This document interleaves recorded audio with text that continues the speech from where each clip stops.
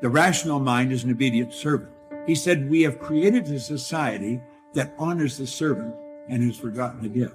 And when I got a C+, I did the happy dance. And so I didn't have a background where studying was natural for me. But when I realized that if I go study something and I learn it, I own it, it's mine now. Provost, somebody's going to shake your hand, hand you a diploma, congratulate you, and you're going to get off the other side. They're going to have presents waiting for you, and they'll be taking pictures, and everybody will be shaking your hand, say, congratulations today, you become a success, you're a college graduate. Now, my friend, you did not become a success the day that you got your diploma. Why do you run? Why are you running? Are you running for a reason? Do you know the purpose behind the run? Do you have enough faith in why you're running? Are you afraid you're going to fall down? Do you have enough balance? Are you prepared to test your balance? How fast can you run? Maybe you got to slow down sometimes. Maybe when you cut that corner, you got to understand that when you're turning that corner, there's a unique obstacle that is waiting for you. Who do you have to unbecome to become the person you truly need to be? I had to unbecome being a disc jockey. I had to learn how to use my voice in a different way. I had to learn to let go of music and embrace reading 2 to 3 books a month because I wanted to be a dominant voice. I didn't want to be a black speaker. I wanted to be the speaker in the speaking industry. I'm the kind of person, if I'm going to do it, I'm all in. I'm the kind of person, I don't like being in between. I don't like to be at the back of the line. I want to be in the front of the line, and I'm going to prepare myself and work on myself to be a dominant voice, take no prisoners. And like Mike Tyson. Man, it was crazy because all through school, I struggled. The last time I took an English class, my English teacher told me I was the weakest writer she ever met in her entire life. Lovely. Yeah, lovely. And the same year I took a speech class, and my speech teacher, he said, quote unquote, Ms. Nichols, I recommend you never speak in public, that you get a desk job. Wow. And so That's mean. Yeah, it's just, you know, it was demotivated people, sad people hurt. Sad people make other people sad. Bottom line, don't take it personal, hurt people hurt. See, most people want the convenience of transformation without the inconvenience required for transformation. So my grandmother says, and I love to repeat this, your conviction, what you're passionate about, your conviction. Eat the wounded, starting at the ears. I want to ask you, what's holding you back? What is your biggest single goal in life today? And what holds you back from achieving it? What sets the speed at which you achieve the goal? And he said, what you do is you prepare all your life so when the opportunity comes, you can seize the moment. And so what I want people to look at opportunity and change and transition, I want them, instead of to fear it as a foe, I want them to look at it as a friend. The most dangerous word that you could use day to day is the word hope. You see, hope is not a strategy. You must remove temptation if you are going to have self-discipline. You have to remove the temptation. It's really, really subtle. And your convenience don't live on the same block. They ain't even in the same zip code. So if you want to have a conviction for something, you have to sign up to be inconvenienced. We're trying to find convictions and passion and breakthrough on the inside of our box. Well, when you realize that the box doesn't even exist, like someone made up, oh, you're playing outside the box. So we all bought into, there's a box. Well, I don't even own a box.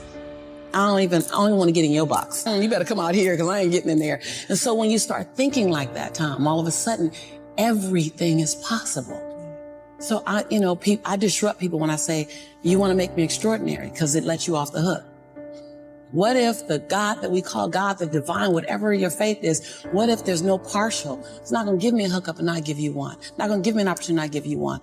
I'm just going to go after it. If I die, I'm going to die on the treadmill, like Will Smith said. I'm going to be on the treadmill running. Are you prepared to run through it? Are you prepared to run fast? Are you prepared to run strong? Do you understand what it means to run? So many people run away. They run away instead of running forward. Instead of running towards something, you may have to take your time and just jog a little bit, but sooner or later, you've got to pick up the pace. You've got to start moving a little bit faster, and you got to have the desire to run hard. Now, what you did have happen to you in that ceremony is you got recognized for success. The diploma is recognition of what you have done the previous 4 or 5 years. You see, you were a success in your freshman year when you decided to not drop out of school like some of your other classmates and decided to stick to it. And you were a success every time you studied for a test. And you were a success every time you did a project or did a writing assignment. You see, you're a success all through school. You're a success every day. Success is a daily thing, not a destination thing. The day you got the diploma, you just got recognized for the success that you already were. Sharks never retreat. And those big, powerful creatures got close to the camera, and all you could see was muscles and scars and muscles. Why? Because sharks know how to fight. Can I ask you a question? You got some wounds, you got some scars, but are you still willing to battle? Are you still willing to fight for success? Fight for being wealthy, fight for getting out of debt, fight for your marriage, fight for your family, fight for whatever you gotta fight for. The thing I love about a shark, they never stop fighting.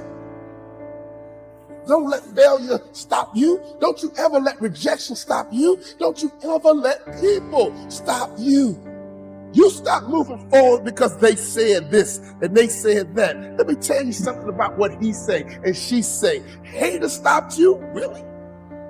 When you get successful, haters are a part of the landscape. If you don't have haters, your vision is too slow.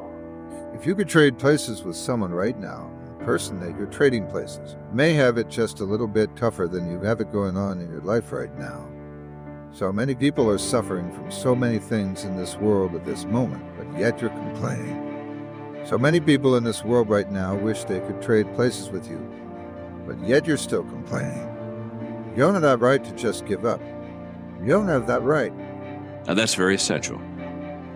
Because so many times people have a tendency to devalue the moment, today.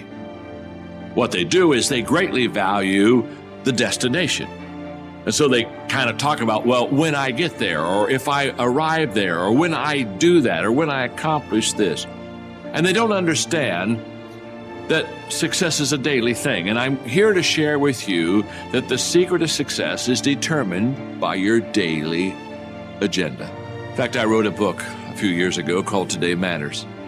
I'm passionate about that book because what it does is it helps me to understand that we make decisions and then we manage decisions. And too often we think, I will make a decision. For example, you're saying, I'm going to make a decision to be a coach. And then you have the great whites. Oh, then you got the great white shark, baby. They go deep. They love hunting in the deep. They are always going for the throat, and they don't stop until they win. See, when you go to the swimming pool, most people stay in the shallow end, but not great whites, baby. Not great white sharks. They go into the deep end. They love going deep.